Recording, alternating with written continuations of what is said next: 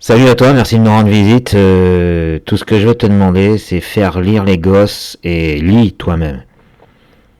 Tu te promènes dans une librairie, tu trouves un truc qui te plaît au rayon histoire ou au rayon littérature. Tu vas pas commencer par de la sociologie non plus parce que c'est un peu rébarbatif, même si c'est très intéressant. La lecture, c'est le meilleur système de réalité virtuelle et de voyage dans le temps ou dans l'imaginaire qui puisse exister. Je me rappelle, moi, c'était une scène de bataille navale entre Romains et Pictes dans le Mystère d'Avalon de Marion Zimmer Bradley. J'étais sur le pont, et les casques tombaient des têtes roulaient à mes pieds. Donc ça vaut le coup, essaye, ça va très bien. Par contre, pour faire lire les gosses, commence par de la poésie. Tu repères tous les plus petits. Quand ils ont lu les plus petits, ils en ont lu la moitié. Et puis surtout, prends des bouquins dont le thème peut leur plaire. Ils aiment les vampires, tu prends un livre de vampires. Ils aiment les chevaliers, tu prends un livre de chevaliers. Et tu marques que les passages les plus cool.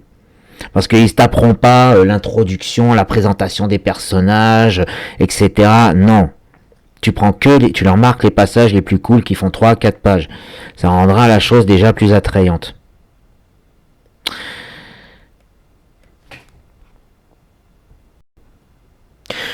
Malheureusement, à mon époque, dans l'éducation, il y avait quelques bugs au niveau du scolaire qui rendaient la lecture assez rébarbative.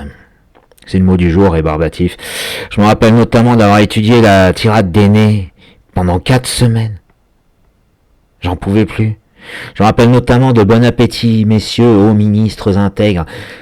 Cette phrase seule, elle a duré 3 quarts d'heure pour nous expliquer que c'était de l'ironie. Donc, il faudrait lutter contre cette petite maladresse très involontaire qui a très certainement disparu.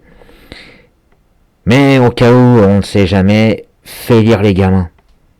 Donc comme je t'ai dit, marque les passages dans les bouquins de littérature ou les bouquins d'histoire et les plus petits dans les passages de poésie. Je te remercie. Tâchons de porter un petit peu la lumière dans cette époque où elle vacille, sans doute sans raison, mais où elle vacille quand même.